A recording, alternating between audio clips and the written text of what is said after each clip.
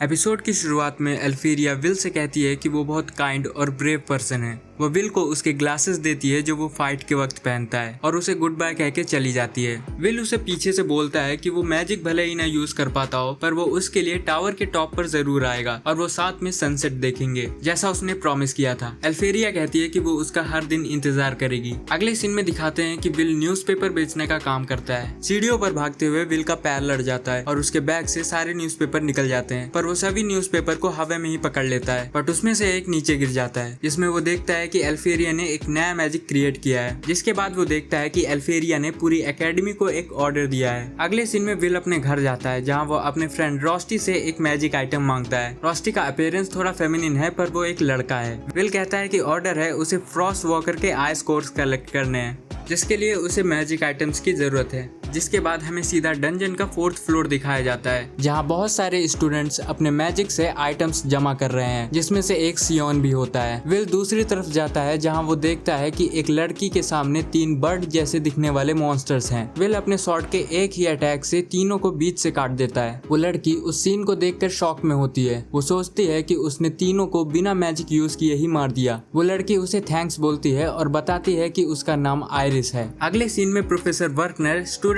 को बता रहे होते हैं कि एक नया मैजिक क्रिएट करना बहुत बड़ी अचीवमेंट है जिससे वो टावर तक पहुंच सकते हैं और अक्सर नए मैजिक का नाम उसके क्रिएटर के नाम पर रखा जाता है। फॉर एग्जाम्पल डार्क मैजिक डेक्स डार्बिकान का नाम एक एंशिएंट मेज डार्बिकान के नाम पर पड़ा है। तभी एक स्टूडेंट जिसका नाम रोज है वो कहती है कि ये चीज आज सुबह के न्यूज़पेपर में लेडी एल्फेरिया के बारे में थी। प्रोफेसर कहते हैं कि वो बहुत अमेजिंग है। मैंने किसी ऐसे के बारे में नहीं सुना जिसने 12 मैजिक क्रिएट किए हों और वो अभी तक की वर्ल्ड की सबसे ग्रेटेस्ट मैजिशियन है। तभी कॉलेट कहती है कि विल की बचपन की दोस्त जिसे वो चेस कर रहा है वो बहुत ही अमेजिंग पर्सन है। इवन अभी भी पूरी एकेडमी उसका ऑर्डर फॉलो कर रही है। रोज कहती है कि क्या तुम्हें लेडी एल्फेरिया से जलन हो रही है कि कहीं वो विल को तुमसे अलग न कर दे। कॉलेट जोर से कहती है कि ऐसा कुछ भी नहीं है, जिस पर प्रोफेसर वर्कनर उसे डांटते हुए कहते हैं कि धीरे बोलो। अगला सीन आयरिस और विल का होता है जहाँ आयरिस विल से कहती है कि तुम वही हो ना जो मैजिक यूज नहीं कर सकता। वो उसे बताती है कि वो 14 साल की है, यानी वो विल की जूनियर है और उससे 2 साल छोटी है। विल उससे पूछता है कि क्या वो उसके साथ अनकंफर्टेबल फील कर रही है क्योंकि वो टैलेंटलेस है। आयरिस बताती है कि विल ने उसकी जान बचाई है, वो उसके बारे में ऐसा क्यों सोचेगी। भले ही वो मैजिक यूज नहीं कर सकता पर उसमें बहुत टैलेंट है और वो उस चीज की रिस्पेक्ट करती है। विल उससे पूछता है कि क्या वो भी ऑर्डर की वजह से यहाँ आई है। आयरिस बताती है कि हाँ, वो माजिया वेंडर्स की हेल्प करना चाहती है और वो भी माजिया वेंडर बनना चाहती है। जिसके बाद विल हमें बताता है कि उन लोगों ने कभी रियल स्काई नहीं देखा। जो स्काई है वो फेक है जिसे वो लोग द ग्रेट बैरियर कहते हैं जो माजिया वेंडर्स ने बनाया है।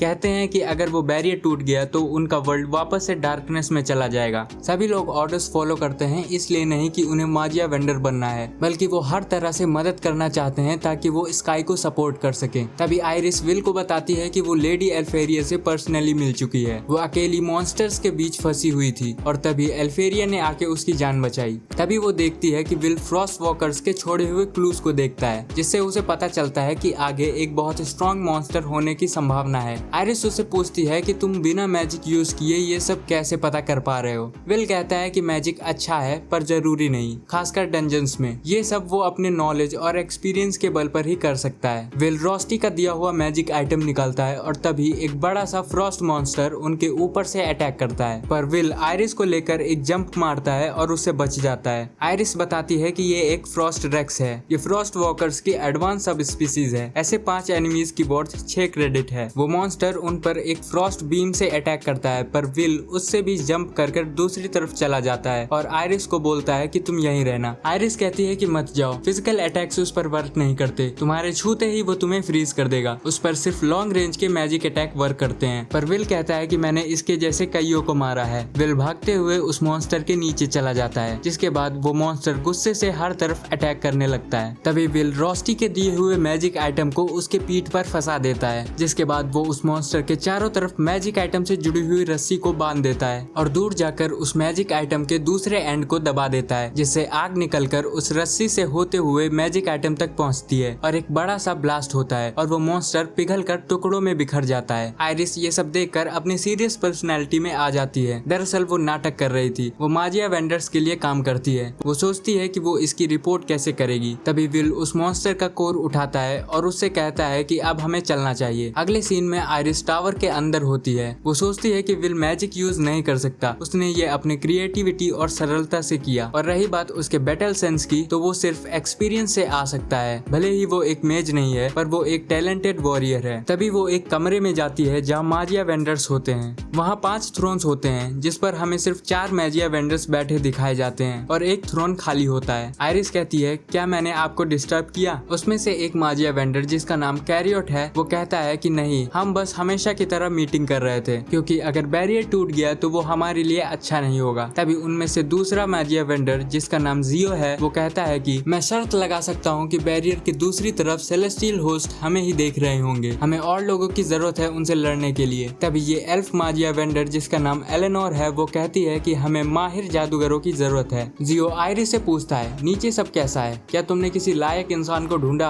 आयरिस कहती है कि मैंने एक लड़के को ढूंढा है जो मैजिक यूज नहीं कर सकता। उसका नाम विल सरफोर्ट है। मैं उसे यहाँ लाने का सजेशन देती हूँ। कैरियोट तुरंत मना कर देता है। एलेनोर भी ऐसा नहीं चाहती है, पर जियो को उससे कोई प्रॉब्लम नहीं है। कैरियोट कहता है, जल्दबाजी की जरूरत नहीं है, ग्रैंड मैजिक फेस्टिवल आने वाला है, हम ये सब उसके बाद डिसाइड करेंगे। जिसके बाद वो तीनों चले जाते हैं। आयरिस एल्फीरिया से कहती है, आपने जिस लड़के के बारे में बताया था वो कमाल का है। एल्फीरिया अपने मैजिक का यूज करती है और कहती है कि वो विल का वेट कर रही है। और इसी के साथ ये एपिसोड यहीं पर खत्म हो जाता है। ये एपिसोड आपको कैसा लगा कमेंट्स में बताना।